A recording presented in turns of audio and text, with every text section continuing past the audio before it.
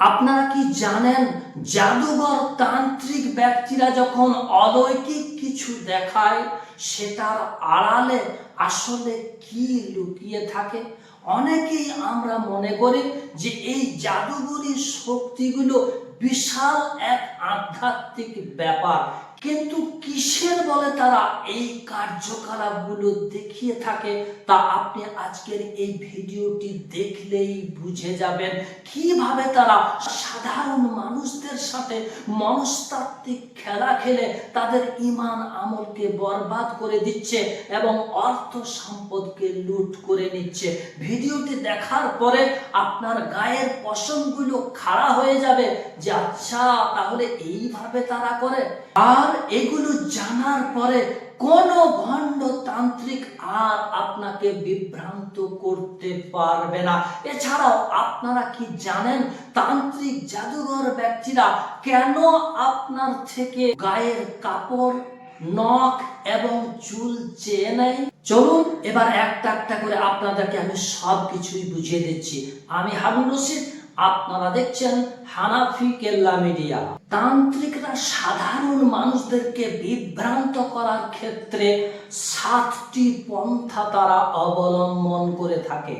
Number 1, মনস্তাত্ত্বিক ফাঁদ, যেটাকে কোল্ড রিডিং বলা হয়ে থাকে। তান্ত্রিকরা সাধারণত সেই মানুষটির চাল চলন, পোশাক আশাক, কথাবার্তা দেখেই অনেক কিছুই টের পেয়ে যায়। তারা এমন কিছু সাধারণ কথা বলে থাকে যা সবার ক্ষেত্রেই এটি মিলে যায়। উদাহরণস্বরূপ আপনাকে বলবে আপনার কাছের কোনো ব্যক্তি আপনার ক্ষতি করার চেষ্টা করছে, ফলে ওই মানুষটি তখন মনে করে যে তান্ত্রিকরা হয়তো সব কিছুই জানে, আর এটাকে বলা হয়ে থাকে কোল্ড রিডিং। নাম্বার 2, তান্ত্রিক জাদুকর ব্যক্তিরা দুষ্ট শয়তান জিনেদের উপাসনা করে। তারা ওই জিনকে কাজে লাগিয়ে আগন্তুক মানুষটার সাথে থাকা কালীন শয়তান জিনকে কন্ট্রোল করে ওই মানুষটার অতীতের অনেক কথাগুলোকে বলে দেয়। কিন্তু মনে রাখবেন, তারা অতীতের কথাগুলোই কেবলমাত্র বলতে পারবে, ভবিষ্যৎ সম্পর্কে তারা একেবারেই অনভিজ্ঞ। ভবিষ্যতের কথা কিন্তু কোনো মতেই তারা বলতে পারবে না। নাম্বার 3, রাসায়নিক ক্রিয়াগুলোকে তারা অলৌকিক শক্তি বলে চালিয়ে দেয়। ভণ্ড তান্ত্রিকরা সাধারণত বিজ্ঞানের কিছু কারসাজি দেখায়, যেমন পানিতে আগুন লাগানো, এটাতে তারা সোডিয়াম ব্যবহার করে থাকে, বা সাদা কাগজে মন্ত্র পড়ে কিছু লেখা উঠিয়ে দেওয়া, এটিতে তারা লেবুর রস ব্যবহার করে থাকে।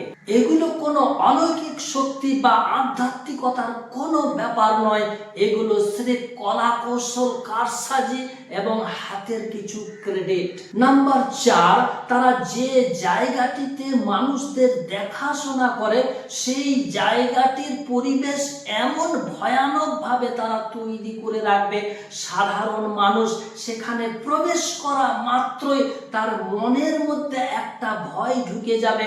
সেই পরিবেশটা এমনই একটা থমথমে পরিবেশ তারা তৈরি করে রাখে, আর সেই মুহূর্তে সাধারণ ব্যক্তির বিচার বুদ্ধির লোপ পেয়ে যায়, আর সেই সুযোগে ওই তান্ত্রিকটা যা বলে সেটাই মেনে নিতে সে বাধ্য হয়ে যায়।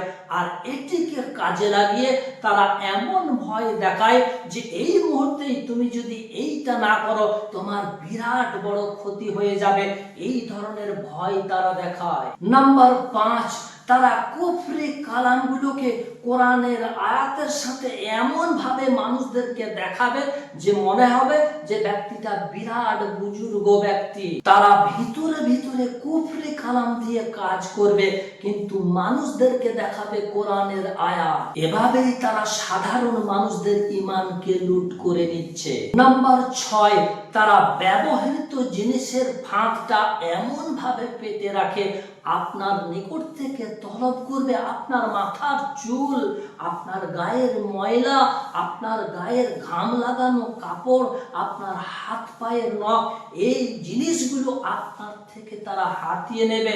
আর আপনি তখন ভাবতে শুরু করে দেবেন যে ওই ব্যক্তিটার হাতের কবজায় রয়েছে আমি, আর এই সুযোগটিকে কাজে লাগিয়ে তারা আপনার থেকে লুটে নেবে মোটা অঙ্কের টাকা। নাম্বার 7, তারা এমন অস্পষ্ট কিছু কথা বলে, যেমন বলবে আপনার জীবনে একটা বিরাট সুযোগ এসেছিল কিন্তু আপনার কাছের কেউ সেটিকে নষ্ট করে দিয়েছে জাদুবিদ্যা করে। আর এই কথাটি শোনা মাত্রই তখন আপনি নিজের অতীতের কোনো ঘটনাকে নিজের সঙ্গে ধরে নেবেন, মিলিয়ে নেবেন। তখন আপনি ভাবতে শুরু করে দেবেন যে তান্ত্রিক ব্যক্তিটা ঠিকই বলেছে। এই 7টি কলা কৌশল অবলম্বন করে তারা মানুষদেরকে ঠগিয়ে থাকে। আশা করি এতক্ষণে আপনারা বুঝে গেছেন তান্ত্রিক জাদুঘর ব্যক্তিরা কালো জাদুগুলোকে কিভাবে করে আর কিভাবে মানুষদেরকে বিভ্রান্ত করে।